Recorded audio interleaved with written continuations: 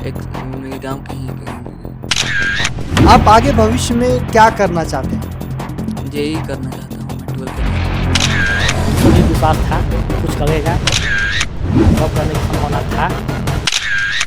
जय हिंद, मैं हूं प्रिंस शुक्ला और स्वागत है आपका क्राइम फ्री इंडिया न्यूज में। अभी झारखंड में शिक्षा व्यवस्था की बात करें तो शिक्षा व्यवस्था जो सरकारी स्कूल का देखा जाए या फिर प्राइवेट स्कूल का देखा जाए, अभी वर्तमान में ही झारखंड बोर्ड और सीबीएसई बोर्ड का रिजल्ट जारी किया गया है 10th का। हमारे साथ एक छात्र हैं जिनकी रैंक क्या है और इनका पहला गुरु कौन है। देखिए, आज हमारे साथ स्टूडियो में दोनों मौजूद हैं, इनके पिताजी हैं और ये छात्र दोनों साथ में हैं। इनसे ही हम बातचीत करेंगे कि कितना रैंक आया, कौन से स्कूल से थे और इनका सबसे पहला पड़ाव क्या था, इनके गुरु कौन थे और ये आगे भविष्य में क्या करना चाहते हैं। सबसे पहले अपना नाम बता दीजिए आप। मेरा नाम प्रशांत पांडे है। कौन सी स्कूल से पढ़ते हैं? एमडीएन जीजीपीएस। जीजीपीएस स्कूल से। ये कितना रैंक आया आपका मेरे स्कूल में मैं टॉपर हूँ, फर्स्ट रैंक आया है मेरे स्कूल में सिर्फ। स्कूल में? सबसे पहले आप ये बताइए कि आपका सबसे पहला गुरु, आप जानते होंगे आपका पहला गुरु कौन थे? सबसे पहला गुरु मेरा एक मेरे गाँव के ही चाचा थे, कह सकते हैं। देखिए, सबसे पहला गुरु माता पिता होते हैं, जहाँ से उंगली पकड़ के चलना सिखाते हैं, शिक्षा देते हैं। तो ये आपके कौन हुए? पापा। पिताजी हैं।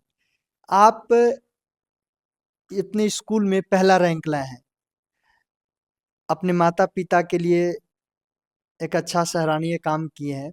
आप आगे भविष्य में क्या करना चाहते हैं? जेईई करना चाहता हूँ मैं 12th के बाद। यही करना चाहते हैं। अच्छा, क्या-क्या कठिनाई का सामना करना पड़ा था आपको पढ़ाई में? कौन से सबसे ज़्यादा सब्जेक्ट में आपका मन लगता था? सबसे ज़्यादा मन भी मैथ में लगता था और कठिनाई भी मैथ में ही होता था। कठिनाई भी मैथ में होता था। सबसे ज़्यादा नंबर किस में, कौन से सब्जेक्ट में आया? आईटी और हिंदी में दोनों में आया है 98 98। दोनों में ज़्यादा नंबर आया हुआ है। कैसे पढ़े थे आप? अपना पढ़ाई के बारे में कुछ बता दें। मतलब स्कूल में होता था सबसे पहले तो उसको घर पे आके रिवाइज करता था, ट्यूशन भी था उसका भी रिवाइज करता था, दोनों के होमवर्क बनाता था और थोड़ा मैं यूट्यूब से भी पढ़ लेता था कभी-कभी। मोबाइल चलाते थे आप? हाँ। मोबाइल से पढ़ाई करते थे? क्योंकि आजकल के देखा जाए ज़्यादा युवा मोबाइल में लगे रहते हैं। पढ़ता था और चलाता भी था दोनों। घर में कितने, परिवार में कितने लोग हैं? 5 लोग हैं। कौन-कौन है? मम्मी, पापा, भैया, मैं और दादाजी। आप छोटे हुए या बड़े? सबसे छोटा मैं हूँ। सबसे छोटे हैं। बड़े भैया क्या करते हैं? 12 में है। 12 में। आप अपने बड़े भैया के बारे में बताइए, उनसे क्या प्रेरणा लिए आप? मेरे क्या भैया का अभी 10th में 97.2 आया था। वो डिस्ट्रिक्ट में 4th था टॉपर। क्या सीखे उनसे आप? बहुत चीज़ सीखा हूँ, वो मुझे गाइड करता था, मेंटर था वो एक टाइप से मेरा 10th में। अपने बारे में आप बताइए तो दो शब्द कि आगे आप किस प्रकार से स्कूल में आपका कैसा दिनचर्या था, क्या देख कर जाते थे, क्या सीखते थे? मैं शांत वैसे रहता था बहुत ज़्यादा और सिर्फ डाउट्स पूछता पूछता था टीचर से और ज़्यादा कुछ नहीं बोलता था। आप इनके पिताजी हुए, आप अपने अपने बेटे, आपका बेटे टॉप आए हैं स्कूल में, ये आप आपके लिए खुशी की बात है। आप सबसे पहले अपने बेटे को क्या कहना चाहते हैं, आगे क्या पढ़ाना चाहते हैं? इसके मन पर है, जो पढ़ना चाहे पढ़ेगा। ये अभी मेंस का तैयारी कर रहा है, जेईई का। उसको हम सहायता करेंगे, साथ देंगे। जो भी करना चाहे उसको हम समर्थन करते हैं। क्या नाम हुआ आपका? सरेंद्र पांडे। आप अपने बेटे के लिए आगे जब पढ़ा रहे थे स्कूल में, इसका घर का व्यवहार कैसा था? अच्छा था। घर में रहना सहना, आप लोग से बातचीत करना? बहुत शांत रहता था, कि वो पढ़ाई पर ध्यान देता था। आगे आप भविष्य में, जैसे बताया जेईई मेंस का, अगर आपको कोई सब्जेक्ट हो चूज करना, आगे कितना अगर कोई कठिनाई हो तो जैसे जिस प्रकार से बच्चे मन को बदल देते हैं, आपका क्या मन में रहेगा, क्या है आपका मन में आगे की? बदलूंगा नहीं मैं, मतलब कि एम यही है। में ही है। हाँ। देखिए, मन में स्टूडेंट जो है सो चलते ज़रूर हैं भविष्य में, अपने भविष्य को लेकर, जॉब को लेकर ये ज़रूर सोचते हैं, लेकिन कहीं न कहीं आगे चल के मन को भटकाने का काम जो समाज की है, आज देख रहे हैं बहुत सारे टेक्निकल चीज़ आ गए हैं। देखा जाए लैपटॉप हो गया, सिस्टम में कई ऐसे प्रकार के जब बच्चे सिस्टम खोलते हैं, एडवर्टाइज़मेंट भी आते हैं, तमाम ऐसे कई विज्ञापन भी आते हैं, मोबाइल भी है। आप ये बताइए कि जब पढ़ते थे, आपकी स्टडी कितने घंटे की होती थी? घर पे आप कितने घंटे पढ़ते थे? मतलब सेल्फ स्टडी मेरा 2.5 से 3 घंटा का डेली होता था, इफेक्टिव लर्निंग के साथ बता रहा हूँ। और बस उसमें आप मोबाइल कितनी देर इस्तेमाल करते थे? मोबाइल से मैं लगभग मतलब कि रोज़-रोज़ तो नहीं पढ़ता था, लेकिन कभी-कभी मतलब पढ़ता था, ज़्यादा नहीं। स्कूल के फेवरेट टीचर कौन थे आपके? मेरे क्लास टीचर थे, राजू सो नाम था उनका। अच्छा, आप आने वाले युवा, आप जिस प्रकार से आपके पीछे भी कई ऐसे बैच होगा जो आ रहा होगा 5, 6, 7, 8, उनके लिए आप क्या संदेश देना चाहते हैं? क्योंकि जिस प्रकार से आप टॉप आए हैं स्कूल में, आपसे प्रेरणा लेकर कई बच्चे टॉप आना चाहते हैं, उनके लिए क्या कहना चाहते हैं? मतलब कि डिसिप्लिन और हार्ड वर्क ही करना होता है और कुछ नहीं है, और कॉन्फिडेंस रखना होता है एग्ज़ाम के दिन पे। बहुत लोग बहुत ज़्यादा पढ़ते हैं लेकिन एग्ज़ाम के दिन पर पैनिक कर जाते हैं, लेकिन कॉन्फिडेंस रखना होता है एग्ज़ाम के दिन पे, और कुछ नहीं। नहीं, कितने बच्चे ऐसे भी होते हैं जो पढ़ाई तो करते हैं, मन से पढ़ाई करते हैं, लेकिन इस एग्जाम में जाते हैं तो भूल जाते हैं सब। तो उनके लिए आप क्या कहना चाहते हैं कि आप कभी एग्जाम में जाकर भूले हैं? नहीं, मैं तो नहीं भूला हूँ। नहीं भूले हैं।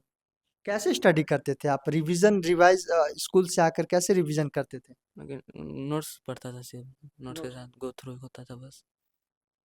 आप जिस प्रकार से आपने टॉप किया स्कूल में, तो पढ़ाई के मामले में देखा जाए कि छात्र जो होते हैं लगातार स्कूल से आने के बाद वो अपना एक रूटीन पालन करते हैं, खेल कूद करते हैं।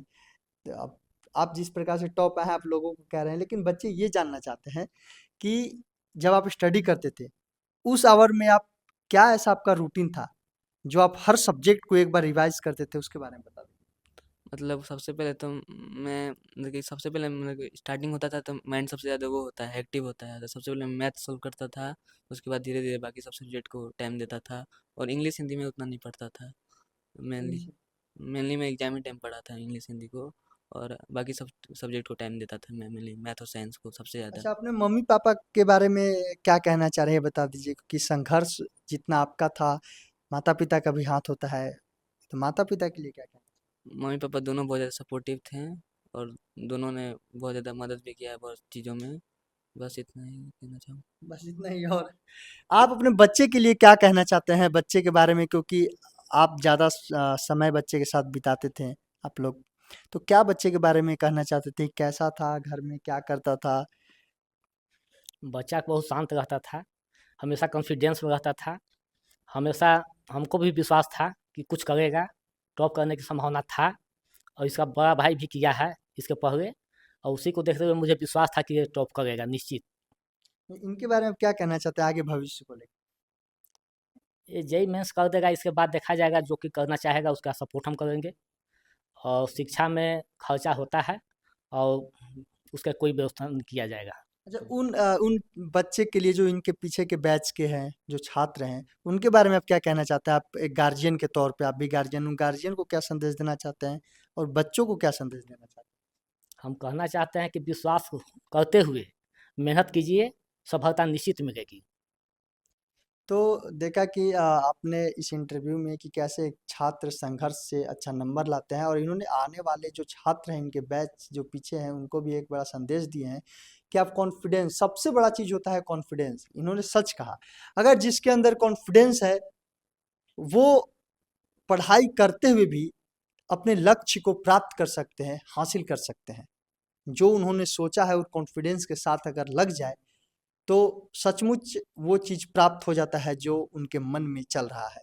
आखिर उनके पिताजी हैं, वे भी यही कहें कि बच्चों को सबसे ज़्यादा पॉजिटिव रखना चाहिए। बच्चों को जो मन है, कभी भी किसी पे दबाव नहीं देना चाहिए। जो बच्चों का मन है, गार्जियन के उसी चीज़ में सपोर्ट होना चाहिए, ताकि बच्चे खुलकर वो काम को कर सकें और वो सही रास्ते पे भी जाते हैं।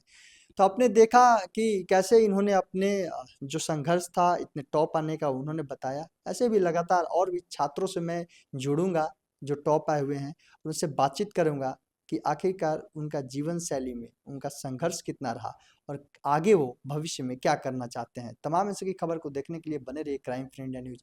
मैं था प्रिंस शुक्ला। जय हिंद, जय भारत।